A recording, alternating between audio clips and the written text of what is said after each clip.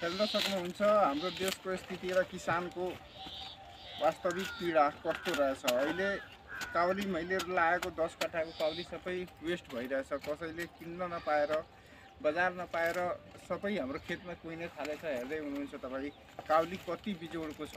काउली एकदम राम्रो छ, तर टाइममा नबेच्न सकेको कारणले कुहिन थाल्यो र व्यापारीकरणको कारण, बजार नपाएर, भाव नपाएर कारण धेरै हामी मार्कामा पऱ्यौँ। यसपालि हाम्रो काउलीको लागेको यसमा जति पनि मल खाद थियो र हाम्रो श्रम थियो त्यो पनि निस्किने नअवस्था भएकोले अब तपाईँ सामु हामी यो भिडियो बनाएका हौँ र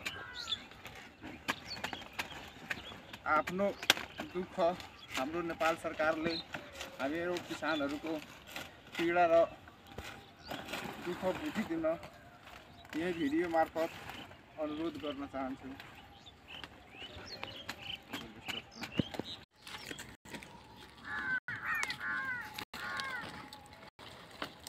हेर्दै हुनुहुन्छ तपाईँ, हाम्रो काउली यो 10 कट्ठामा लागेको काउली अब बेच्न नसकेर, भाव नपाएर सबै बिग्रिन थाल्यो छ। हेर्नुहोस्, यो एउटा 2 किलो 3 किलोको काउली छ।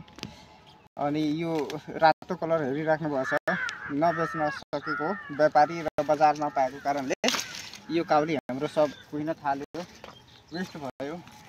अनि यो हेर्नुहोस्, यो आधी काउली खेतमै कुहिन थालेको छ। अहिले यो हेर्नुहोस्, यो सब काउली राम्रो यति बिग्रेको, यति फिल्टर गरेर राखेका छौँ। यो सब काउली यो हेर्नुहोस्, यो थुप्रो, यो सब सबै कुहियो।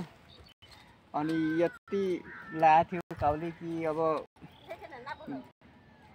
बजारै नै पाएर सबै काउली सर्न लाग्यो।